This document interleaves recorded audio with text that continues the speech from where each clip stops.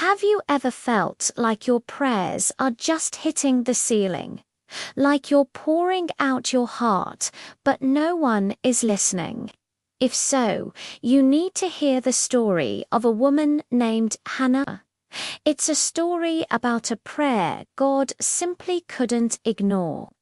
Hannah lived a long time ago, and she wanted one thing more than anything else in the world: a child. But for years, her arms remained empty.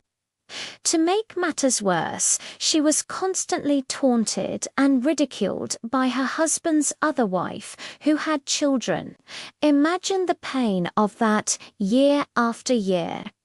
Every family gathering, every festival, was a fresh reminder of what she didn't have. Her heart was shattered. One year, during the annual trip to the temple at Shiloh, Hannah reached her breaking point. While everyone else was feasting and celebrating, she slipped away to the entrance of the Lord's tabernacle. She was in such deep anguish that she couldn't even speak the words aloud. Her shoulders shook with silent sobs. Her lips moved, but no sound came out.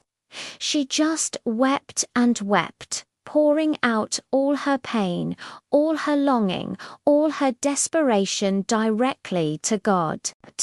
The high priest Eli saw her and completely misunderstood. He thought she was drunk. He even rebuked her, telling her to sober up. Can you believe it? In her most vulnerable, heartbroken moment, she was judged and shamed. But Hannah didn't let his words deter her. She explained, "I am a woman who is deeply troubled. I have been pouring out my soul to the Lord." And here's the most beautiful part of the story. While the priest misunderstood her, God did not. He saw past the silent tears. He heard the unspoken words of her heart. He saw her brokenness, her faith, and her desperate plea. God heard the prayer that no one else could. In that silent, desperate moment, Hannah made a vow.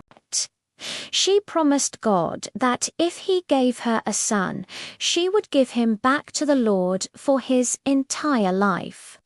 She wasn't just asking for a gift. She was offering a sacrifice. And God answered. Within a year, Hannah gave birth to a son. She named him Samuel, which means God has heard.